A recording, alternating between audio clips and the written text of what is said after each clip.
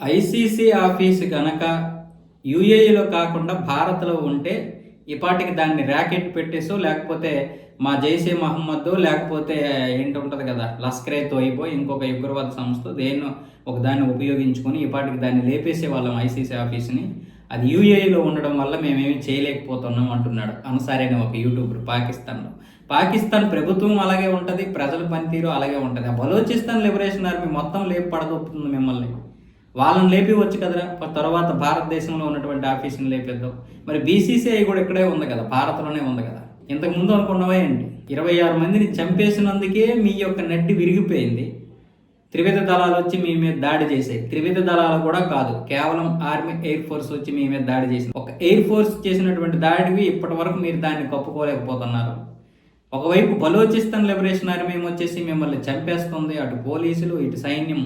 ఒకవైపు ఏమొచ్చేసి మీ రక్షణ మంత్రి ఆసిఫ్ ఖవాజ్ ఏమొచ్చేసి మా వల్ల కావడం లేదు, బలోచిస్తాన్ చాలా పెద్దగా ఉంది కాబట్టి మేమేం చేయలేకపోతున్నామని చేతులు ఎత్తేసాడు. నువ్వేమొచ్చేసి భారత్ మీద ఇంకా ఏడుస్తున్నావు. ఐసీసీ ఆఫీస్ని నువ్వు లేపేస్తావు. ఇంకా ఐసీసీ ఆఫీస్ని లేపిస్తే మీరు ఉంటారా ఇంకా అక్కడ? అలాంటివి జరిగితేనే మీ పాకిస్తాన్కి సరైనటువంటి బుద్ధి దొరుకుతుంది, కానీ మీరు అలాంటి పని చేయరు. అదే పని చేస్తే ప్రపంచవ్యాప్తంగా మీకున్నటువంటి పరువు పక్కన పెడితే మొత్తం ఉగ్రదేశంగా మిమ్మల్ని కేటాయించవచ్చు. ఆ పని చేయండి రా ఫస్ట్.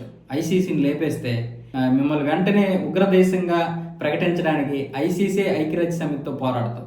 ఆ పని చేయండి ఫస్ట్. మీ దేశం ఎలాగో ఇప్పటికే నాశనం అయిపోయింది. అరే, ఆర్థిక పరిస్థితి ఎలా మెరుగుపరుచుకోవాలి, మన దేశంలో 3 పూటలు ఎలా తినాలి, బలోచిస్తాన్ లిబరేషన్ ఆర్మీని ఎలా కంట్రోల్ చేయాలి, అది చేత కాదు మీకు. ఉన్న సమస్యలు వదిలేసి ఇప్పుడు భారత్ మీద పడతా ఉంటారు.